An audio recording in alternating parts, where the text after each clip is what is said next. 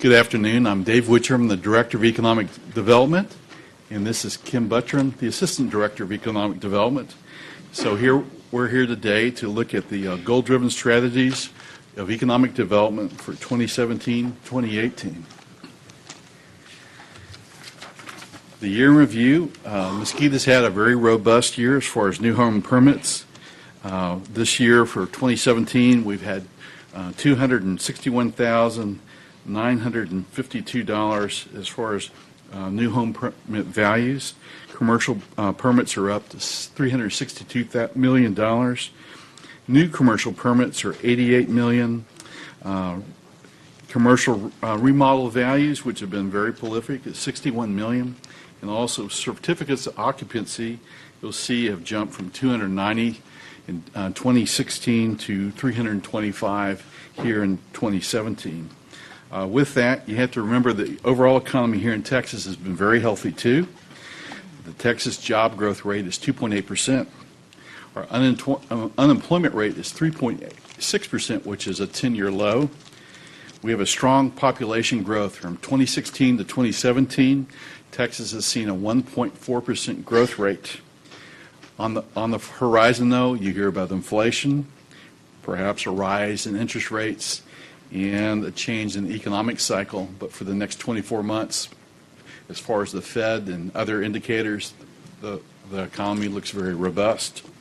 With this, we'll segue into the BRE and then get back to retail strategies here for Mesquite. With that, I'll introduce Ken Buttram. Thank you. Thank you, Mayor and Council. I'm here to update you on your job creation goal. Your primary top priority is to establish a business development program in partnership with other institutions, which we updated you on about this time last year. The business retention program is now in its 13th month of beginning activity.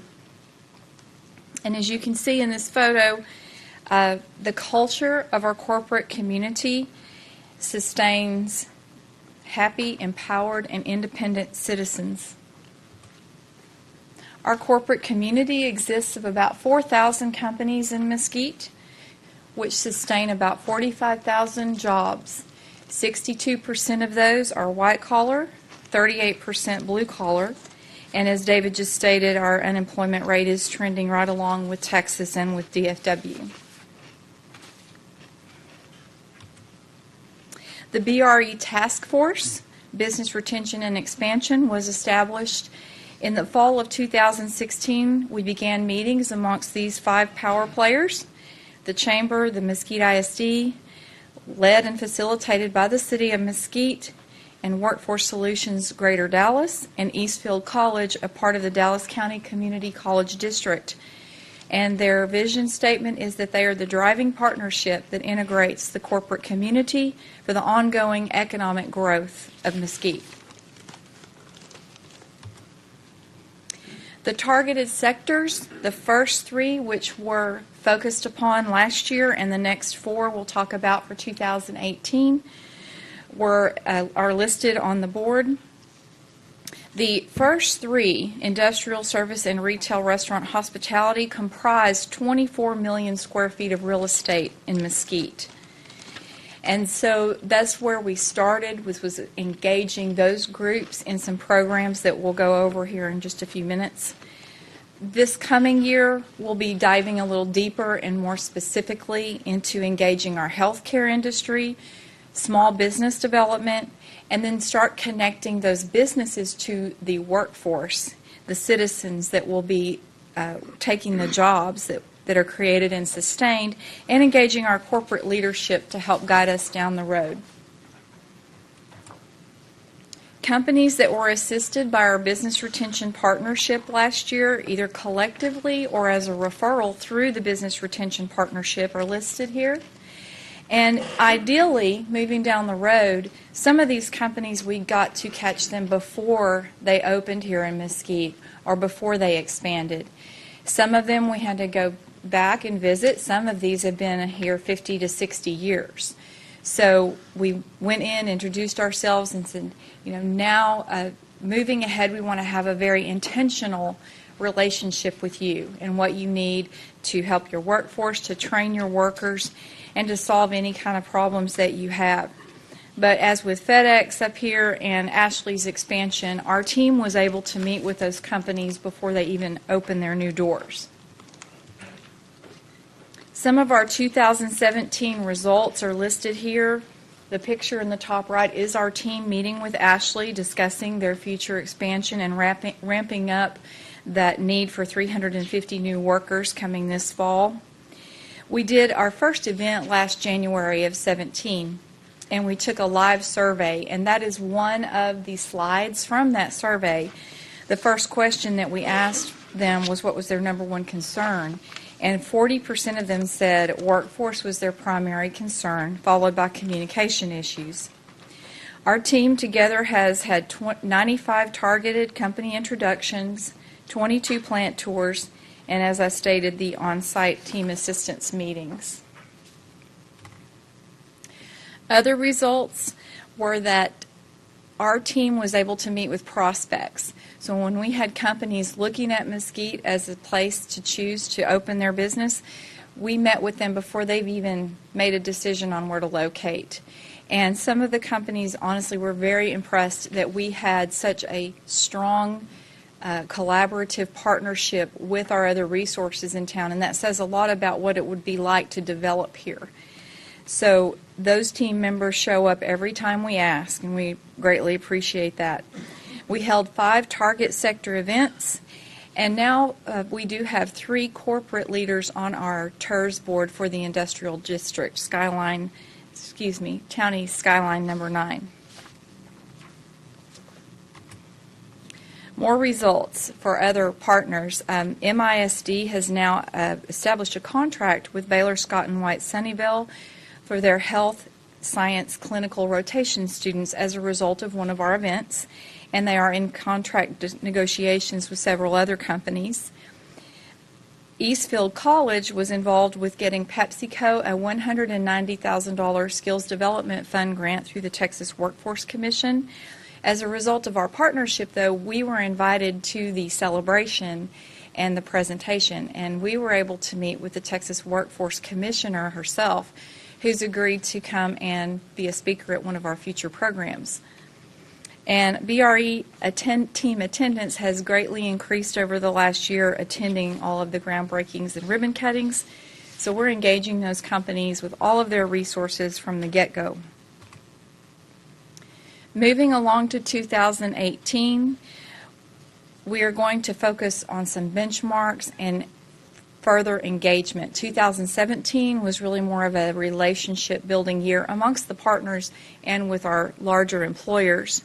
So this year, we'll be going back to visit those employers, and instead of just a, hey, we're here, we want to get to know you visit, we'll be doing some data drilling and have a formal survey and start collecting those matrix points so that we can track our company's performance and their conditions over the coming years.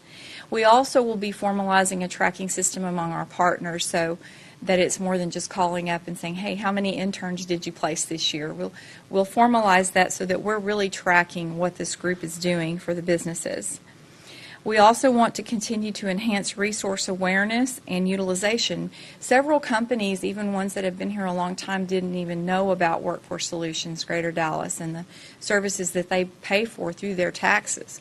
So we want to continue to make sure our companies are aware of that and things like the promotional opportunities we offer through our marketing and communications department.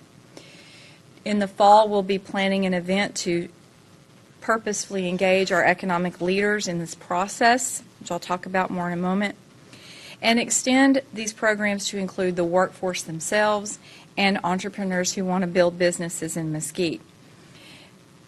Pictured here is our new visitation packet, which you have a copy of, and we will be delivering these to about 20 new businesses a month that receive their certificate of occupancy. It tells them how much we welcome and are glad that they're here, and so those will be hand-delivered each month. We also use those folders for prospecting and other visits. Thank you, Wayne. All right. This is the lineup for 2018. In March, we're having a restaurant roundup event. In May, we'll re-engage our industrial folks for a more in-depth look at what sort of training resources are out there through Workforce Solutions and through Eastfield. And you can see the rest of the year we're engaging a broad spectrum of audiences. And these events are planned by collaboration. We all sat at the table, all 5 groups sat at the table and created this calendar. And there's a little anomaly there of 2019 because I got a call yesterday that the school district wanted to add an MISD graduate-specific job fair to 2019. So that was added on as well. And with that, I'm open to any questions and comments that you have and appreciate it.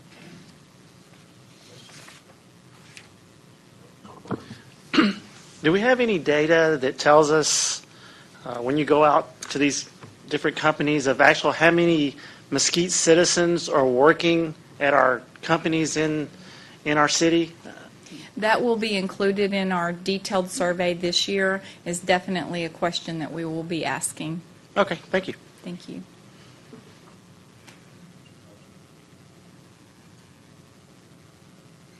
All right, thank you. Well, no, my comment just simply is I really appreciate the going after the MISD students with the internship type of that you're addressing with different companies, and I think that's great. I think that's awesome, just bringing that up, because I can see that happening more and more, and I know that's a part of Dr. Vrunland. What he wants to do for those students is get them into some jobs even here in our city of Mesquite, so that's great. That's awesome. Yes, sir. Thank you.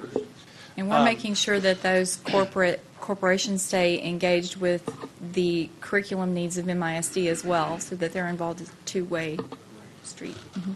I'll echo what the Deputy Mayor Pro Tem said about the connecting our students, especially our graduating career and technology kids, with employers. I think that's fantastic work. I love what you shared about this, taking those to new employers, new businesses. A lot of great things are happening, and I know that you two are in the middle of it. I'll also thank the mayor and Councilman Noche. You guys are very active in recruiting businesses too, so I appreciate y'all's involvement.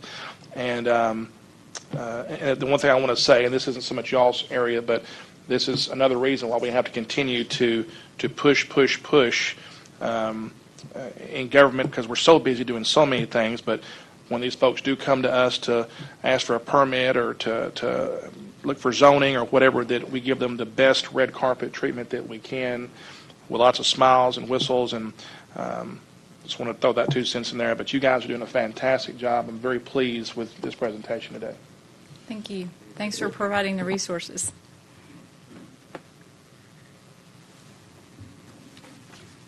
With that, we'll move to the second part of our presentation today.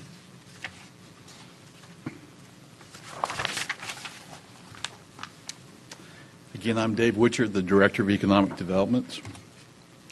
And our task was to create a long-term plan to ensure Mesquite's retail sector remains viable. With this, we'll look at the larger scale retail development area, and then on an additional slide, we'll get into smaller development. This past year, you've seen we've had a lot of growth here in Mesquite. You'll recognize the phase 1 of the Fidelis or Town East Shopping Center, with ultimately Ulta's, Michael's, and Home Goods. The right segment, you'll see that there's a lot of shoppers on a cold Sunday morning ready to go shop at Home Goods, which was very well attended. Part of our activity for the past year and into this year is we've added about 125,000 square feet of new retail expansion, over $14 million of capital investment, and 6 new regional and national chains. That's include the Market East Phase 1, Port Swing, we don't forget the small businesses, and also Dick's Sporting Goods at the Town East Mall.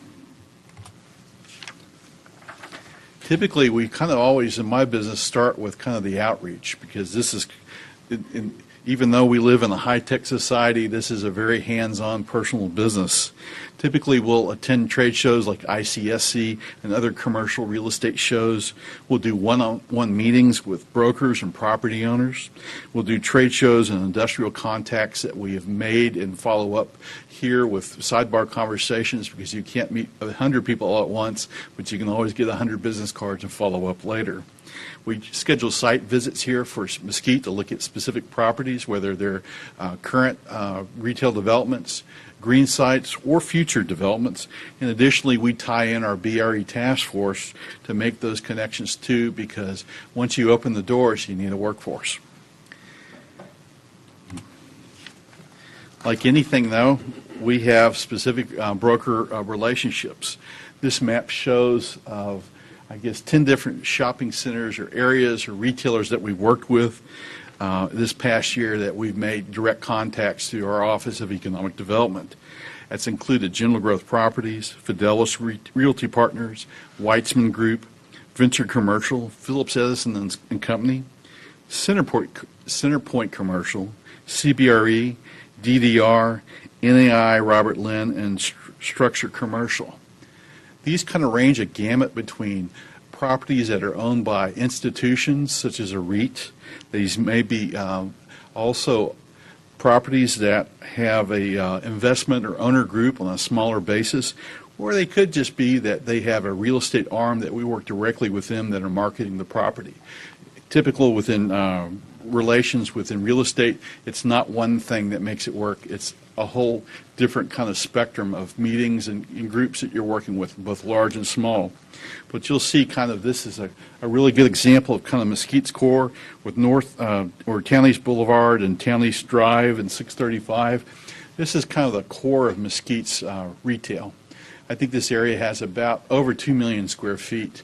If our market here is about 2.8 million square feet, this certainly represents the lion's share. So we're always working to make sure that we have a pulse on what's going on, what's happening, and what's going to maybe transpire here in the future.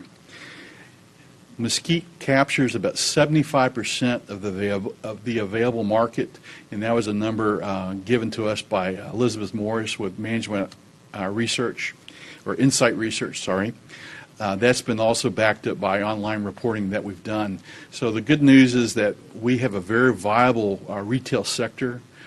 That includes also, entertainment and also dining options. And so we, as a city, have a very impressive amount of retail. I think we forget that sometimes. And typically, too, you meet with people who commute or shop here in Mesquite. We pull from Tyler, Texas, and here in the Metroplex, so we cover a pretty wide area. Other broker relations that we do or have made contacts with have include like Edge Realty Partners, JLL, Wine Gardens, Vista Properties, ABG Partners. The idea is to meet with both retail owners of property and also investors in property. We look for the big and the small fish, as they say. I've worked with people that have family money, that it may be a brother and sister and other relatives that own real estate here in Mesquite, to large institutional REITs. So there's the whole gamut you work with in our office. So like anything, you never quite know, but you always give that high customer service that I think they expect, and we certainly try to provide that in our office here of economic development. In the past years, we've expanded the TERS number 2, and you can see here, we had $395 million of real property existing in the TERS, and we've added about $183 million with the expansion. With this will kind of give us a tool to move forward as project needs may be established through infrastructure, redevelopment, or future greenfield sites. Expansion of the TERS will help us pursue those missions. Opportunities. Like anything, though, real estate's always about the market change. Things are always happening. I think 2 of the larger locations here in our Town East Mall, Market East area, one would be Sears and Roebuck. This recently came online. I met with a broker in my office about 3 weeks ago. This is a recent change in the market. I think it's been anticipated, but nevertheless, it's now kind of out front. Sears has about 18.7 acres, as you can see delineated kind of in this mall. The main building is 184,000 square feet. The automotive center is 28,000 square feet, and there's 18 acres total, which is really an impressive amount of land.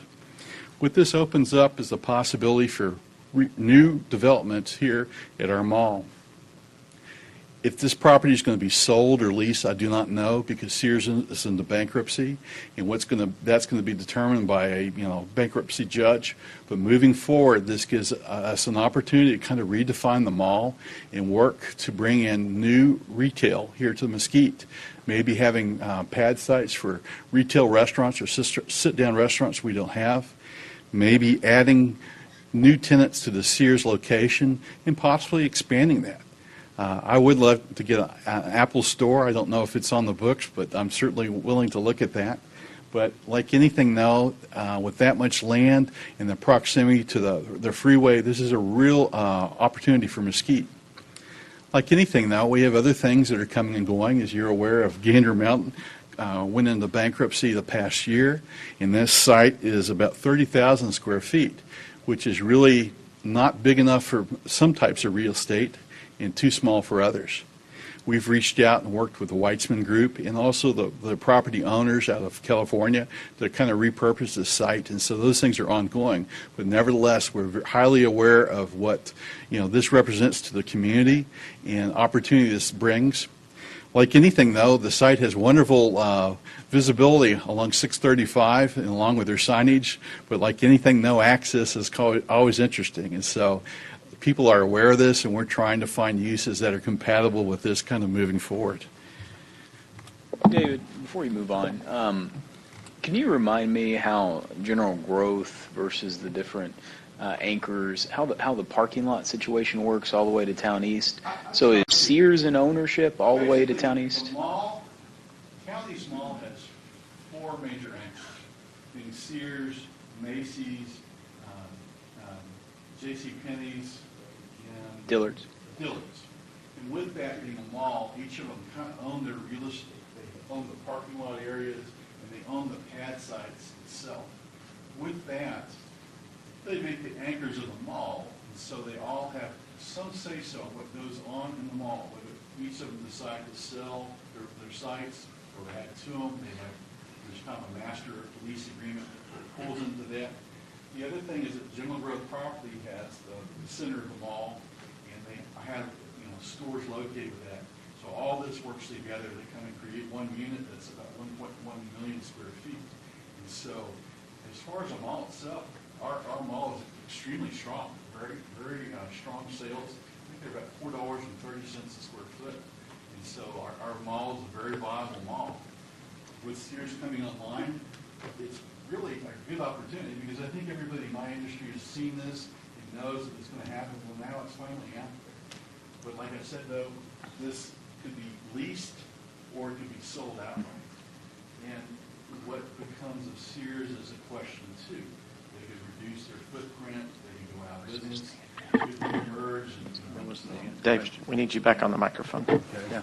And he was talking about the parking, what each one owns, because the mall has some parking, and then these pads or these retailers have some parking. Right. He was actually asking. And so there's cross-use agreements with that parking, too. Jeff, I I didn't mean to think segue so much. Jeff, was your question just on that diagram, just what does Sears own? Is that?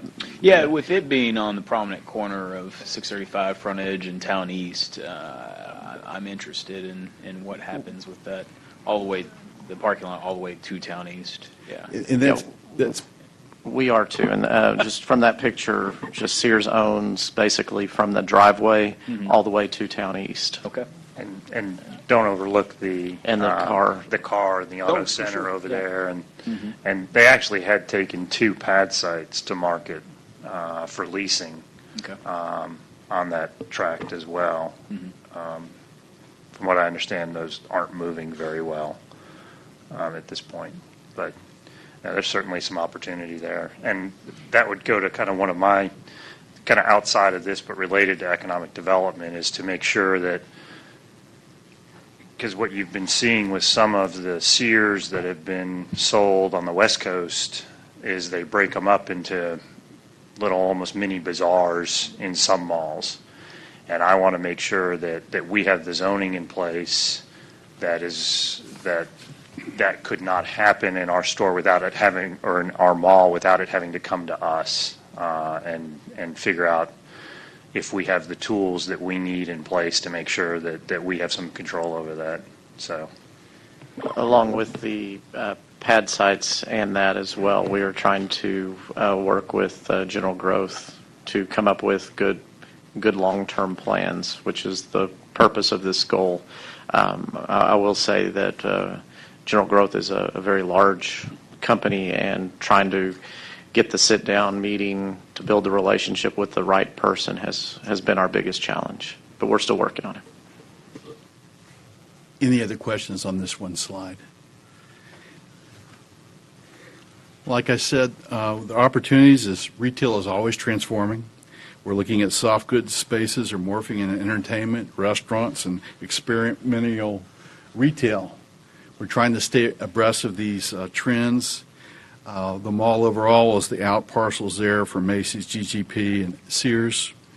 We're also looking at the surrounding areas and vacant properties too with our core. Like anything though, this is fighting online sales, which are now about 10.5% of all retail sales, and so that will be always, something that a mall and retail area will be affected by. But like anything though, there's changes. There's changes in consumer habits and preferences, but with our mall and our strength, I think we'll work forward and make a good combination. But like anything, we really always want omni-channeling and to kind of know what the trends or what's going to happen. Like Cliff had said, we're working with GGP to participate in the retail planning process, and we're reaching out to them as a viable partner. I think more trends with food and entertainment are probably a key in this next year or two, and so we're going to work with all the changes in the market, reach out with the owners and potential new retailers coming in here to Mesquite, and this is to keep our core area healthy and growing. With that, I'd be happy to take any questions on the larger scale, and then I actually have some other slides talking about smaller development here in Mesquite, Texas, retail. Yeah, Dave, I hear a lot of residents, talking about some of our grocery stores. So I would, really encourage when you're having meetings with these developers that own these grocery stores about updating, doing some redevelopment of them. I was lucky enough to go to the Recon last year with you guys, and so I know how hard it is to try to get in and talk to these guys. And I know that, when you're trying to get companies to come in, they have certain aspects that they need. But if we could really concentrate trying to get some of these grocery store chains to do some upgrading, to make a little bit nicer places to shop, so that our citizens here in Mesquite are shopping here in Mesquite and not going to other cities because they have newer, nicer shops. We want our citizens shopping here in our city.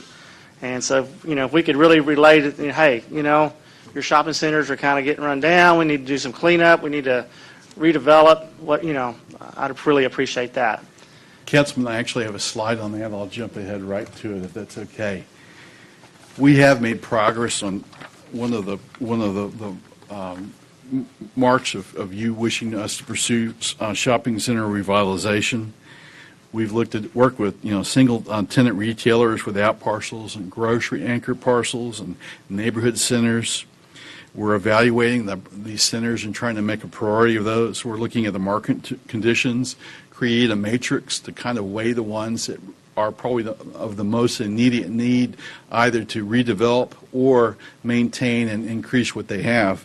And we've done this through ongoing marketing tours and centers. And I think the most pressing thing, important thing we've done is we have reached out to the owners at these trade shows and just meeting here individually. And so we've tried to prioritize ones that have existing grocery store anchors. And so one of the conversations we're having is that some centers here in Mesquite were, let's say, built in the 80s and 90s. And so to keep that, as the leases are renewed, to keep those anchors happy, some of those sites probably need to become bigger. If, let's say, there's 60,000 square feet, they need to become 90. And so work with them to actually expand their footprint where it is and try and see what we can do to keep them there versus letting it go ghost and then trying to do that, because that's a lot harder to do. It's, I think, a better strategy to work with the existing centers. On the small retail centers, some of those centers have probably reached their economic obsolescence. And so with this, we're looking at new uses, urban residential, we're looking at, restaurant and other options, because you know what? They're just not going to be a retail center anymore. It's a place that will not function, and the area needs to be reconfigured. And those are probably some of the other areas here in Mesquite that have maybe been built in the 50s and 60s, and so the product available really doesn't meet current demand. And so that's kind of the other strategy, but really working in both lanes. The other thing, though, is that we're going to come back to this body with a policy as far as revitalization tools. And so we're going to look to have all the tools in the toolbox, because an existing center may not need too much with a little infrastructure versus a very old center may need to be completely rehabbed, and it's going to need utilities, and it's going to be taken to the ground and built up. So like anything, though, it just depends on the market, but this is an extremely strong market, and so the metrics are really good to achieve these very goals. So we are cognizant of the neighborhood retail centers that really are so important to Mesquite. And if, let's say, we have a dozen or more, we're making those are a priority as much as our larger shopping areas. And so with that, those are kind of the outreach things we do. If I could, I'm going to jump back a slide. Hang on. Okay. Well, you can, if you need to finish that thought, go ahead. Mine's not related to the shopping centers. Go ahead. No, I was just going to say that, we have a very strong market right now. So there's a lot of capital. So there's a lot of interested parties to do with the whole spectrum of retail that we have here in Mesquite. And so this is a good time for that. I was just gonna make an ask, and y'all may already be working on this some, but in your outreach efforts, I'd love it if you could include on that list seeking to find one or two restaurants that could come to the Creek Crossing area, even if it's just fast food, just to give folks out there a little something extra that they don't have to drive quite so far to. I wouldn't care if it was I guess. I think that McDonald's on Bruton and Cartwright's probably about the closest on that end. And of course, on the other side, there's the down by Sonic and Boomer Jacks. But somewhere in the Creek Crossing proper area, even if it's just one or two little fast food places, would be great if we could eventually get that out there. Well, good. Well, we'll certainly put that on the list. Thank you so much. And also, as you have input of companies coming in or going, always let us know, because we're always pursuing those and making sure we're maintaining or adding to the retail base here in Mesquite, Texas. Since we're on this slide, I'll do one other area of. Okay, go. And just to add to that too, on that Clay Mathis and Lucas, of course, there's that Kroger grocery store right there, and that shopping center there, and that is an area that kind of continued to be unchanged for a long time. But just to see how we can strengthen that area market-wise, and I like Councilman Archer's idea of a fast food or something like that. But it would help tremendously. And I know things are starting to happen out there with the homes that are coming up on I-20. But just something in the works there inside that area. That's kind of almost an area that just seems to be isolated, and I get the cul-de-sac thing and all that, but just something there to kind of continue to strengthen that shopping center. That's really where I'm talking about. Absolutely, Councilman. I know, yeah, and I know that store has been just primarily morning and evening, and and kind of dead during the day, but just to see what we can do to kind of revitalize that area. The one nice thing too about Mesquite is that we have typically maybe one or two REITs on several centers here anchored by grocery stores. So it makes it pretty easy to work with them. So if we have a prototype and we do it one and maybe expand, and the anchor grocery store signs a long-term lease, that's something with those stores are already here we could duplicate. So that's something that we're looking forward to do too. Other questions as far as retail here in Mesquite? Yeah, David, help me understand. With 140,000 people, median income of 45,000 per household, how many grocery stores do you think that market actually supports? You know, we're really a total area, Councilman, because, you know, Dallas and Garland shop in Mesquite shops in other places. Sure. The real metric is a trade area. Okay. When you do the, you know, ellipses, you know, we're really part of a market area. Geographics matter, or geographical boundaries matters of Right. cities and school districts But and not to the counties, market. but Sure. shoppers really don't pay attention Sure. to that. Okay, so based on whichever metrics you want to use, our market area, how many groceries would that support? You know, I could run. Do you think we're underserved or overserved? I think that we probably need probably some stores could be reallocated to other areas. But the thing is, though, the stores were built years ago and those Right. decisions were made. But we're probably maybe overdeveloped in some areas, and then some areas are There's really food underserved. deserts in other areas. Yeah, I think that's part of the conversation we had as a body when we were looking at Aldi's. Not Aldi's. What was the name of it? Lidl. Yeah. And you know, over near West Mesquite, that high school and the neighborhoods that feed into it have been kind of a food desert for a decade plus. And then we got Walmart neighborhood stores that went in there and been a big blessing for that area. But I guess part of the idea that I'm struggling with is whether we are underserved or overserved as a market. And I see large shopping centers that are nestled in some of our neighborhoods that have the space, or did at one point, of being a shopping center that's anchored by a grocer. But it seems like the industry has changed kind of their practice. And whether we'll ever get a grocer to move over on Gus Thomason and Oates, or Oates at 635, or Northridge, or any of these other communities, I'm wondering if we need to kind of shift our focus and not say, well, this is going to be a grocer, and we'll use whatever incentives, you know, that we need to get them to move in, or whether the industry has changed beyond that being applicable. You know, one trend in this industry right now is grocery stores really drive the development of new retail centers, because they are the you know, the anchor. They bring in all the other, you know, they stabilize it. They have the long-term leases, and so developers know that. In this environment, though, we're not seeing a lot of new retail centers of the traditional sense, with, you know, a grocer anchor and then, you know, smaller development. That being said, though, I think that you see trends too. You see, you know, a signature store, upscale, and then you'll see more budget, modest, you know, type of grocery stores. So the market is being more, you know, carved up, if you want to call that. And so Different niches. Yes. Okay. And so when you look to attract grocery stores, you're looking at grocery chains that are off on particular niches, because they're like a lot of things. Everything has very thin margins right now. And so the mentioned grocery stores you had noted before, we had actually reached out to those and trying to see what they're going to do in the market. But like anything, though, they enter the market and then they change their dynamics, because that's how fast things happen. The other thing, though, too, is there are probably grocery chains that are not in this market that might come, and those are opportunities for Mesquite, too.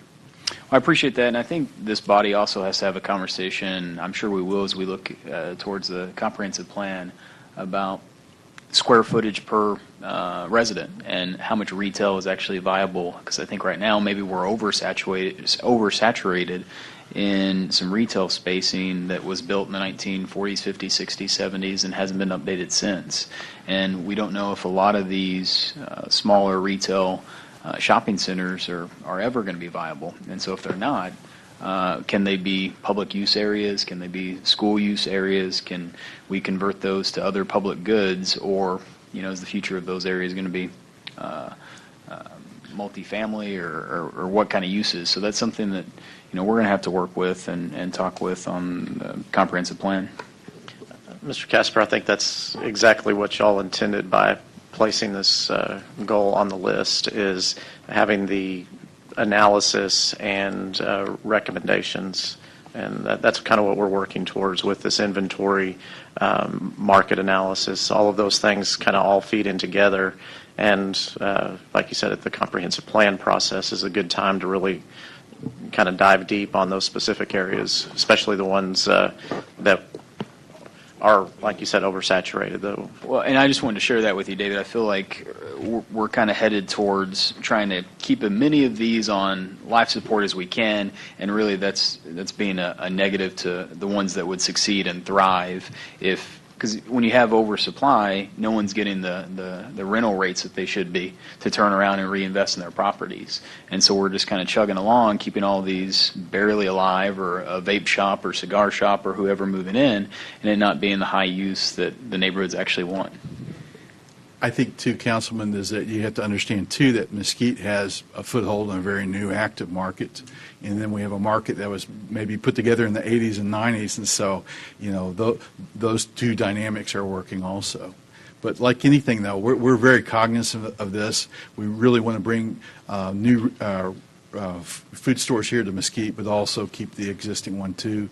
Repurpose the centers that really are going to need that, but also work with existing centers if we can just help with the expansion and make offer more square footage, because some centers just don't have enough, because the grocer just to make it viable has to have so many more square feet, and then other ones are just too small, and those are the ones that we'll look to see that we're going to have redevelopments, and that won't be a grocery store use. It might be multifamily or community type uses, and so those are kind of the factors at play, so to speak. Any other questions just on retail itself? If so, let me jump to this one slide. The I-20 corridor. More, I just Okay. wanted to ask, and we were talking about Market East. Market East, and I know it's the second largest shopping center. Yes. What would be the third right behind that one? I think that the development off of 635 Town Center, I think would probably be close. I'd have to look at the square footage. Okay. But it's our top 3 or 4 are in that same general area. In that area. And that's where I come up with probably over 2 million square feet of retail.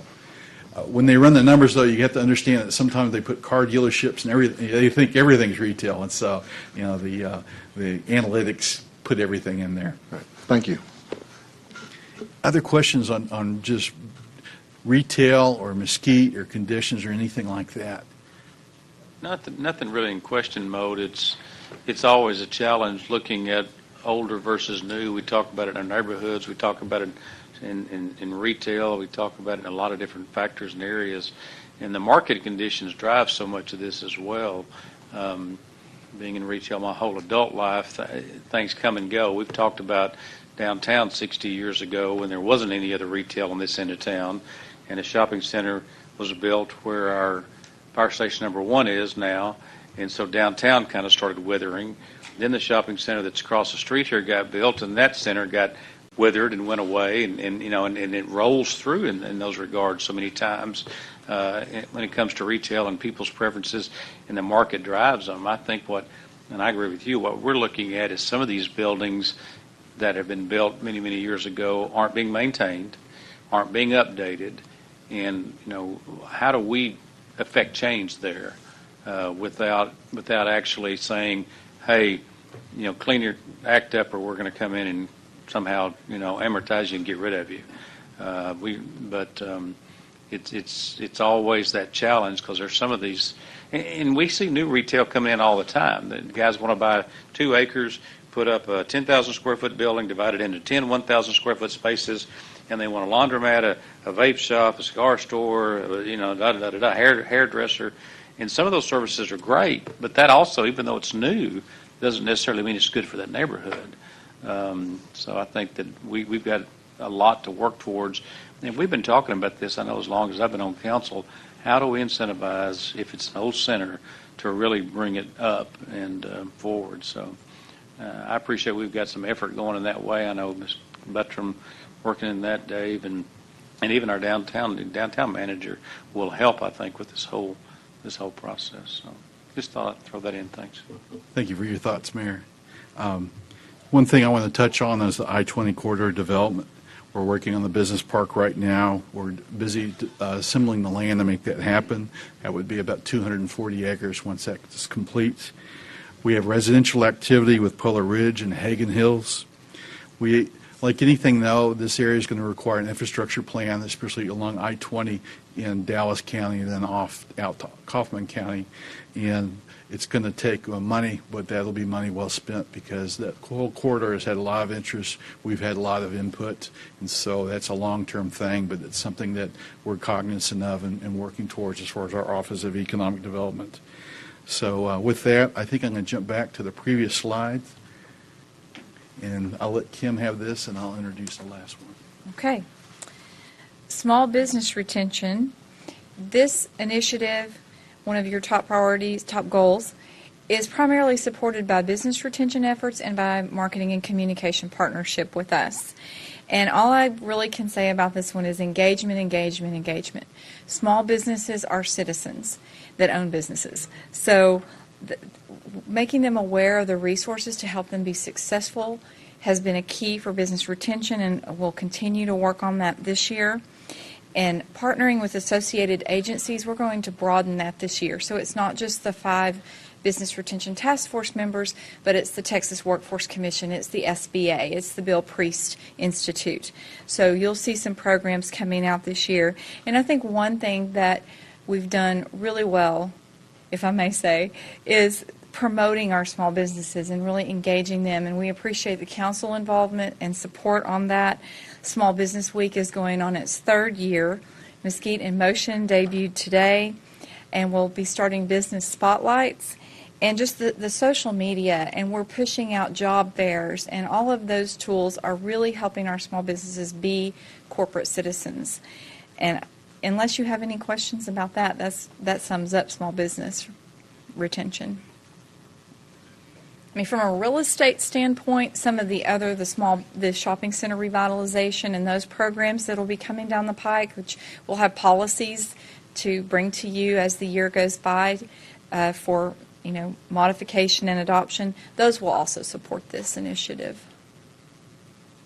All right. Thank you. Good job. I have one more introduction. Mr. Kahili had asked me to introduce you to our new downtown manager. Instead of a item to be done, I want to introduce you to Beverly Abel.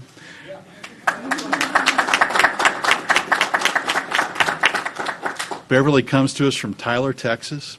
She's a former president of the Texas Downtown Association, as a graduate from Northwestern State University in Oklahoma. If anything we can hear about Beverly, we have the authority here. She's been published and is well known in Texas and national circles on downtown redevelopment. And with that, I'll let her do the last slide and then take comments. Well, hello, everyone. Good afternoon, Mr. Mayor, council, colleagues, and I really need a microphone. That may be a first.